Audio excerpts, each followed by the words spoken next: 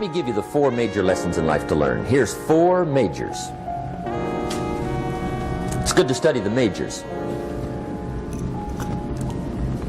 In our weekend seminar we teach. Some people don't do well because they major in minor things.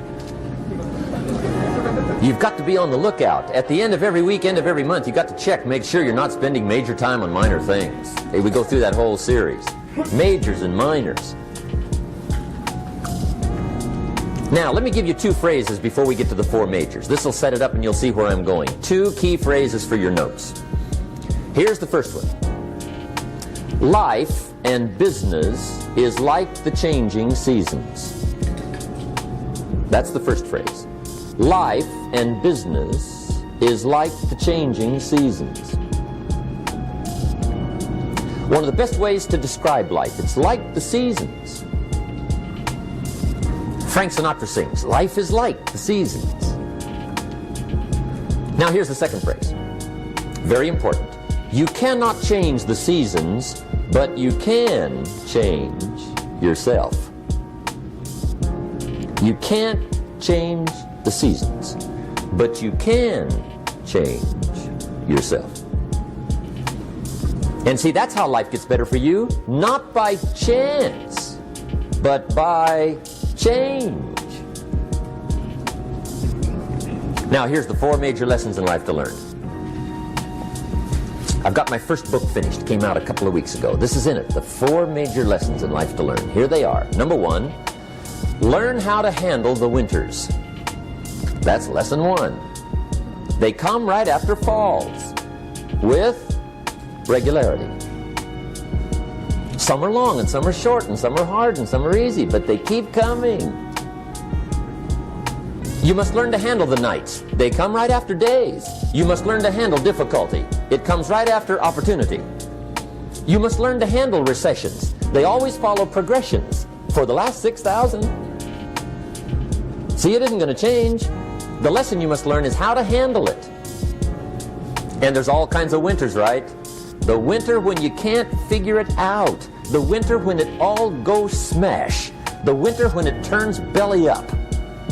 The winter when it won't work, when you've run out of money and you've got a broken heart. See, those are winter times.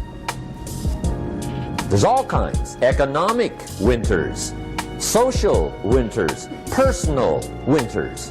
When your heart is smashed in 1,000 pieces and the nights are unusually long, your prayers seem to go no higher than your head. It's wintertime. Barbara Streisand sings, it used to be so natural to talk about forever, but used to be's don't count anymore. They just lay on the floor till we sweep them away.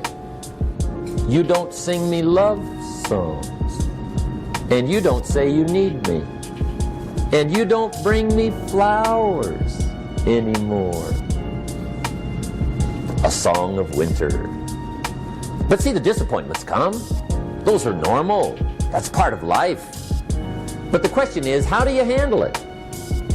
How do you handle the coming winters and the disappointments and the downtimes? Well, you can't get rid of January by tearing it off the calendar. But here's what you can do. You can get stronger, you can get wiser, and you can get better. The winters won't change, but you can. And that's how life changes for you. See, before I understood, when it was winter, I used to wish it was summer. I didn't understand. When it was hard, I used to wish it was easy. I didn't know. And then Mr. Schoaf gave me a part of his very unique philosophy when he said, don't wish it was easier, wish you were better. See, that triggered my whole life change. Don't wish for less problems, wish for more skills. Don't wish for less challenge, wish for more wisdom. That's the key. So that's lesson 1, learn how to handle the winters. Here's lesson 2, learn how to take advantage of the spring. That's the second one. Spring is called opportunity. And spring follows winter. What a great place for it. If you were going to put it somewhere, that'd be the place to put it, right after winter. And pray tell, how often does spring follow winter? Every year with regularity, 6,000. You can almost count on it. See, opportunity always comes. Days follow nights. Isn't that terrific? Opportunity follows difficulty. But here's what you must learn to do. Underline these two words in that key phrase. Take advantage. Underline those two. You must learn to take advantage of the spring. See, just because spring rolls around is no sign you're going to look good come fall. You got to do something with it. In fact, you have to get good at one of two things in life. Planting in the spring or begging in the fall. Or get somebody to do it for you. See, those are about the only alternatives. Now here's what else you must do. Take advantage of the springs quickly, because there's only a few.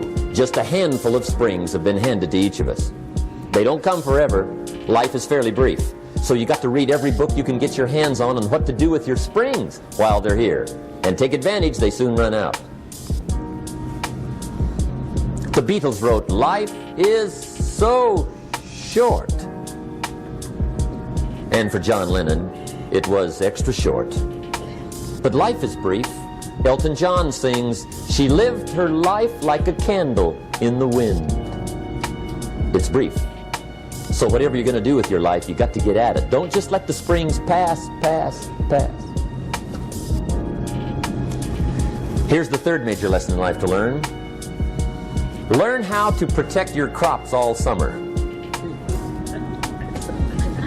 You got to take care of what you start.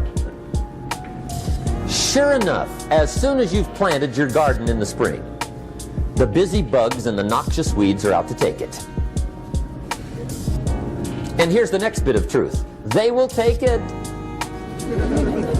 unless you prevent it. And that's the third major skill to learn. You've got to learn to prevent the intruder from taking all the good you start. It's one of the challenges. Here's two key phrases under number 3. First one, all good will be attacked. On this planet. Maybe not the next one we get to, but on this one, all good will be attacked.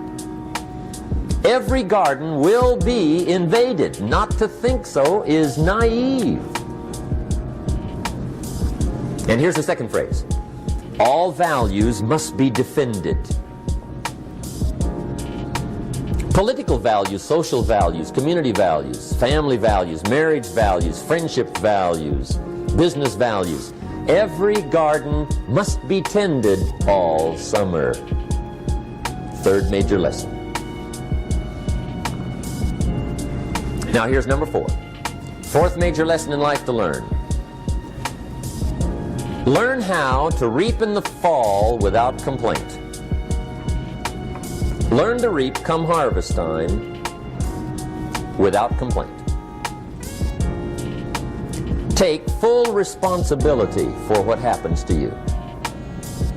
It's one of the highest forms of human maturity, accepting full responsibility. It's the day you know you've passed from childhood to adulthood, the day you accept full responsibility. And another note, learn to reap in the fall without apology.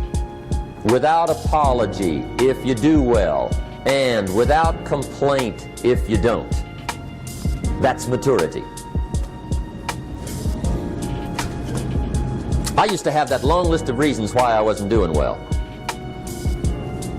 To explain. You've got to explain, right? Otherwise you're going to look bad. I used to have this funny list called Reasons for Not Looking Good.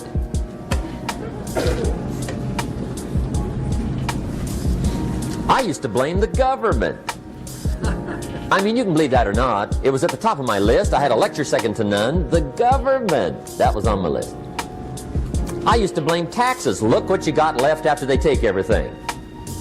And they expect you to do well. That was on my list there. Prices, that one's easy, right? You walk into the supermarket with $20, come out with a little half bag. So I had that on the list. I used to blame the weather. I blamed the traffic. I used to blame my car. I blamed the manufacturers. I used to blame the company. I blamed company policy. I used to blame the training program. I blamed my negative relatives. They were always putting me down. I blame my cynical neighbors. They're just selfish, looking out for themselves. Won't loan you money? They were on my list.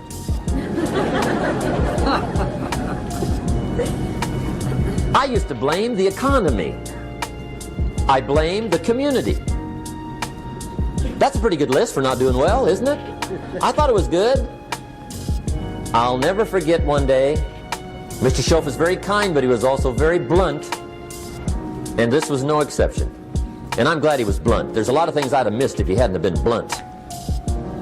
One day, with sort of a curious look on his face, he said, "Jim, just out of curiosity, tell me, how come you haven't done well up until now?"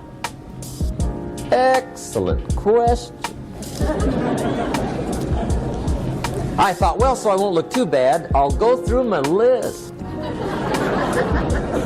And this list I just gave you, I put that on him.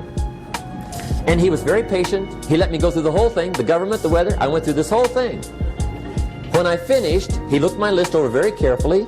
He said, "Mr. Rohn, big problem with your list. You ain't on it." How brilliant.